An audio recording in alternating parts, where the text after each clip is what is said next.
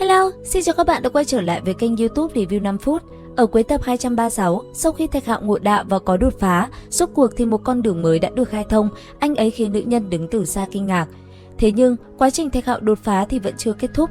Nhất thời, ở giữa không trung, thân hình anh ấy lại một lần nữa được những nhánh liễu bao phủ. Trong lúc ấy, Thạch Hạo trong đầu cũng không ngừng ngộ ra những chân lý về đạo, đặt nền móng đầu tiên cho con đường tu hành của mình. Ở phía dưới, nhìn Thạch Hạo như vậy, cô gái kia chỉ biết lẩm bẩm vì kinh ngạc mà thôi. Tuy nhiên, sau một hồi thì những nhánh liễu đã biến mất. Ngay sau đó, những sợi xích màu bạc lại một lần nữa xuất hiện rồi lao về phía Thạch Hạo và bao vây lấy cơ thể anh ấy. Cuối cùng, khi những sợi xích kia xuyên vào cơ thể, chỉ thấy Thạch Hạo lặng yên không nhúc nhích. Trước ngực anh ấy xuất hiện một viên cổ trùng. Nhất thời, lấy anh ấy làm trung tâm, từng luồng khí tức mạnh mẽ cũng không ngừng bạo phát ra xung quanh, khiến nơi đây như sáng bừng. Ở phía dưới, cô gái kia cũng phải giật mình khi chứng kiến Thạch Hạo nghịch thiên như vậy, cho dù là những sợi xích thiên đạo cũng không giam được anh ấy. Còn Thạch Hạo, sau khi phá tan được xiềng xích, ngay lập tức trong tay anh ấy, một cây kiếm vàng chói cũng liền hiện ra. Nhất thời, khi Thạch Hạo vung tay, kiếm khí như muốn xé nát hư không, từng mảnh vụn như nứt ra từng mảng lớn. Cơ thế cầm kiếm trong tay, Thạch Hạo đứng giữa hư không lạnh lùng như một vị đế vương, mang khí thế quân lâm thiên hạ. Ở phía dưới, cô gái kia cũng phải thầm thán phục anh ấy không ngớt lời. Tuy nhiên, đến đây cũng là lúc Thạch Hạo phải đi rồi, anh ấy liền nói lời chào với cô gái. Trước khi đi, cô gái kia nhìn theo bóng dáng Thạch Hạo nói, hãy nhớ lấy cam kết của ngươi. Lời cô ta vừa dứt, Thạch Hạo nghe xong chỉ gật nhẹ đầu. Sau đó, thân hình anh ấy cũng liền biến mất khỏi nơi này và không thấy đâu nữa. Nháy mắt sau, chỉ thấy Thạch Hạo đã xuất hiện ở tại Hỏa Vân Động. Vừa khi trở ra tới nơi này, anh ấy không khỏi giật mình với sức nóng của nó. Ngay cả Thạch Hạo với thân thể mạnh mẽ cũng phải thốt lên đầy kinh ngạc. Tuy nhiên, ngay khi Nam Chính xuất hiện, đại trưởng lão Mệnh Thiên Chính cũng từ đâu đi tới và hỏi anh ấy về quãng đường tu luyện vừa rồi. Đáp lại ông, Thạch Hạo cũng liền lấy từ trong người mình ra một viên hạt giống. Điều này khiến đại trưởng lão vô cùng phấn khích. Ngay lập tức, ông liền đưa tay mình ra và vỗ nhẹ vào bả vai của Thạch Hạo và khen anh ấy hết lời. Cứ thế, hai người cùng nhau trò chuyện vui vẻ.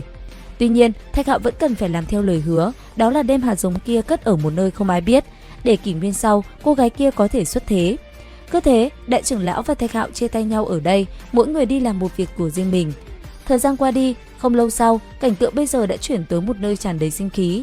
Trong một hồ nước, cỏ cây hoa lá ong bướm đua nhau uốn lượn. Chẳng mấy chốc, thân hình Thạch Hạo đã xuất hiện ở nơi đó. Đi đến đây, anh ấy liền nhìn thấy một chiếc hộp được bao bọc xung quanh bởi từng luồng ánh sáng. Không chần chừ, Thạch Hạo liền cầm thứ này vào trong tay với vẻ mặt đầy thích thú. Đồng thời, trên miệng cũng không ngừng lẩm bẩm chuyện gì đó. Cùng lúc này, ở tại bên ngoài, Thư viện Thiên Thần cũng chuẩn bị mở ra Vô Thượng Tiên Phủ, thu hút thiên tài từ các viện tới. Thế nhưng vừa gặp nhau, đám người tới từ Thánh Viện và Tiên Viện đã ỷ thế bắt nạt người của Thư viện Thiên Thần. Cũng bởi vậy, họ liền rủ nhau giao lưu võ thuật để tình cảm thêm khăng khít. Và trong lúc Thạch Hạo không có ở đây, đồng đội của anh ấy đã đứng ra chiến với đám người tới từ các viện khác. Trong tay Tiên Mập xuất hiện một thanh kiếm chém đứt hư không. Con thỏ nhỏ, một quả cầu nắm gọn trong lòng bàn tay, trên tay ma nữ là một thứ gì đó tỏa ra ánh sáng hết sức kỳ dị, cứ thế từng người lần lượt tiến lên mà chiến. Thế nhưng, cũng đang trong lúc mọi người đối đầu với đám người kia thì Thạch Hạo đã quay trở lại.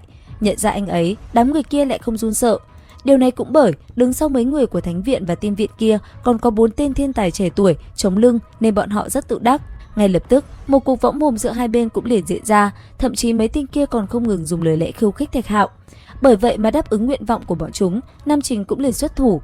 Đáng tiếc, vừa mới giao chiến trận đầu, một tên người của Tiên Viện phóng về phía Thạch Hạo, chưa kịp làm gì thì chỉ thấy đứng trước mặt hắn, Nam Chính vung tay. Nhất thời, từ trong người một luồng kình phong tỏa ra ánh vàng bạo phát, một chỉ hóa thành một đạo ánh sáng phóng ra, liền chém bay đối thủ. Trên đầu của tên kia một chiếc sừng rơi xuống, toàn thân chấn động thổ huyết rơi xuống mặt đất. Cảm nhận được sự mạnh mẽ của Thạch Hạo, cái tên Tử Nhật Tiên Quân từ xa cũng phải giật mình kinh ngạc, sát ý trong mắt hắn tỏa ra. Và liệu rằng tiếp theo, cuộc chiến giữa Thạch Hạo cùng đám thiên tài trẻ tuổi kia sẽ có gì hấp dẫn? Theo dõi kênh YouTube Review 5 phút để biết thêm chi tiết các bạn nhé. Xin chào và hẹn gặp lại!